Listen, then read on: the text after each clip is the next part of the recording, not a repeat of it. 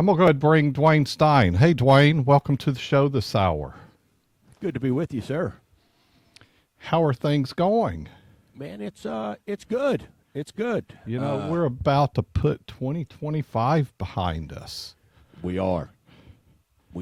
And I tell you, overall, I think from a lending standpoint, from a loan standpoint, I think overall it was positive, much more positive than 2024, which wouldn't have taken much, right? But I like the trends. I think what we're seeing with rates finally, I think we're starting to trend, with rates being at the lowest 90-day average in 3 years, right? I think that is a win from that standpoint. And I think folks, pent-up demand is a real thing as well, Gregory. And I think folks are like, you know what? Hey, maybe home buying is a good thing. Now, we've got to, what do we talk about all the time? It's an affordability thing, right? So what you can afford, what you're willing to pay, two different things. But we got to find out how much can you pay. And so I think people are learning. And one of the things this time of year always brings about too, Gregory, is budgets, Christmas, right? Where you at budget-wise? Or do you just go nuts and deal with it later? So, but I think what we're seeing from on the home side and the lending side is we saw 2025 to be pretty positive. It's ending on a strong note, and I expect some more great things as we head into 2026. Well, from a standpoint, when we talk about affordability and this is our first conversation since the Fed made that quarter point cut. Signaled, I believe, maybe one for next year to none. Yeah. And not more than that. With that said, Chairman Powell will not be Chairman Powell of the Fed when we have our end-of-year discussion in 2026. Right. So how was the impact of this last quarter point that you saw in rates and your thoughts going to next year? It had zero effect on mortgage rates, very minimal. But where we saw the biggest effect was when CPI came out this past week. When that came in a lot lower. Good numbers there. Yeah, and that's where we saw rates come in. I mean, now I think with when the Fed speaks now, I think it's more about not even the cuts or are they going to cut or not cut. That stuff's so baked in now, Gregory. It's more about what's said down the road, what's the future. And the good news was Powell said, hey, there is a labor market problem. Well, duh, right? And, but we're still not sure about inflation. Well, now inflation came in at a 2.7 on a 3.1 expected. So that was a good thing, and we saw that kind of help out and help rates rally Thursday for sure. No doubt about it. And do you think the quarter point they give us sometime probably in first quarter makes much difference? No, I got in my show earlier, I got a question saying, hey, where do you think rates are going to be this spring, right? And I think we're probably going to be within this a quarter of where we're at right now. I don't think we're going to be trending upward, right? But I don't think we're not at the top of the roller coaster where things are just going to bottom out. We're going to have still, like we've been seeing, some ebbs and flows. I would like to say that the 6.25 we're at today is the top of where we're going to be going forward. I don't know that, but I could see us operating throughout 2026 in this range of 5.99 to 6.25. I really can. Maybe a 5.875 here or there.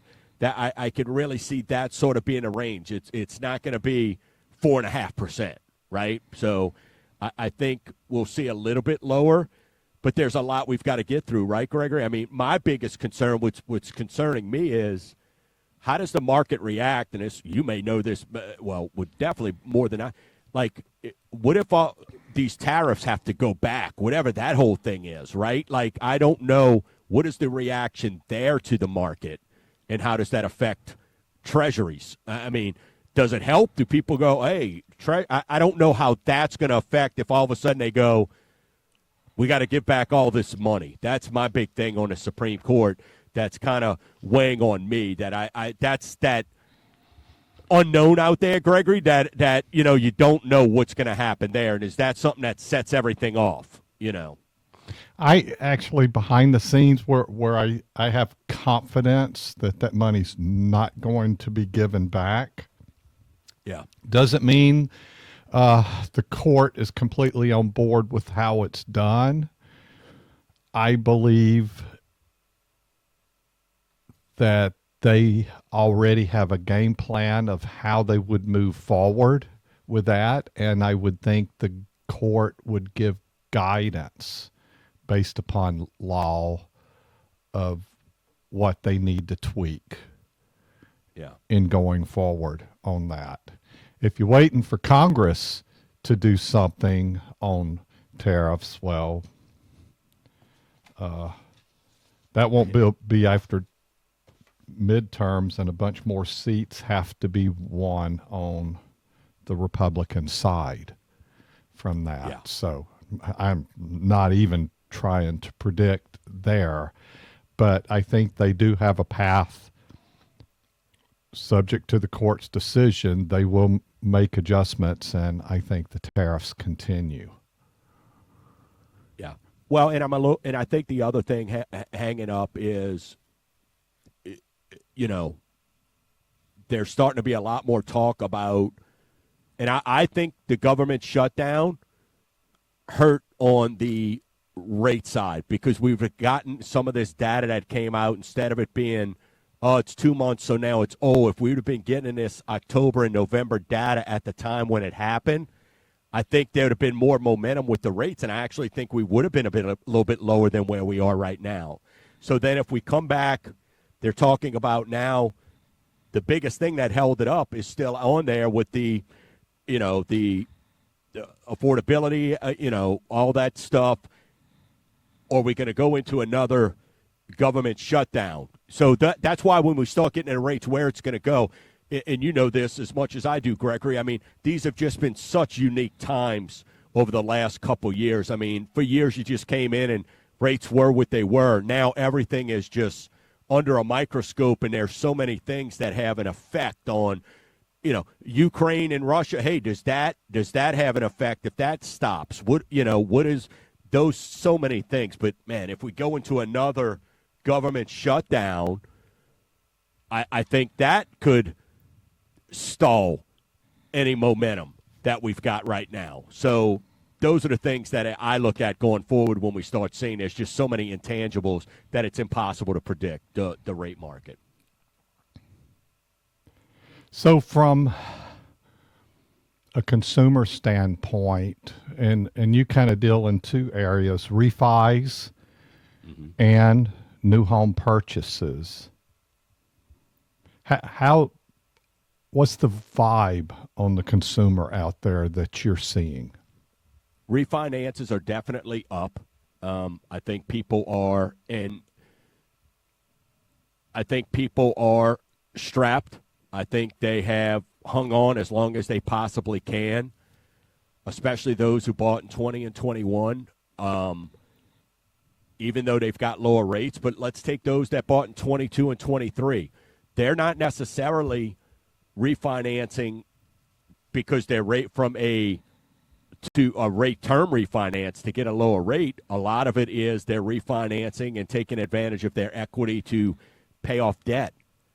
A lot of cash out refinances that we're doing right now, Gregory, are saving people $500. I've got one that we're going to, $1,800. I've got another one that's $900. We're closing next week. So it's life changing. So that has a lot more to do. $900 a month in savings is a lot more to do than a number on a piece of paper. When it comes to the home buying side, yeah, I think home buyers they're savvy. They want what they want. They want turnkey, Gregory. I don't think people are the fixer-uppers. There's a lot of deals that are written up, and a lot of deals, Gregory, are falling through at the inspection part of the process, which is okay. You know, a lot of people go, oh, these inspections. Well, look, that's a contingency that, again, at Mortgage Gumbo, we always say we recommend, we don't require, but heck, spend $600. You're about to drop a couple $100,000. Spend $600 to find out what is going on. And so we're finding a lot of that because what home buyers want, Gregory, is they want turnkey. If they're going to pay a premium, they want turnkey, not necessarily a fix-it-up or see the forest through the trees. Okay, I'll rip out this carpet and do that later on. So I think that's what we're seeing. But it's home demand is trending in a positive direction, no doubt about it, for sure.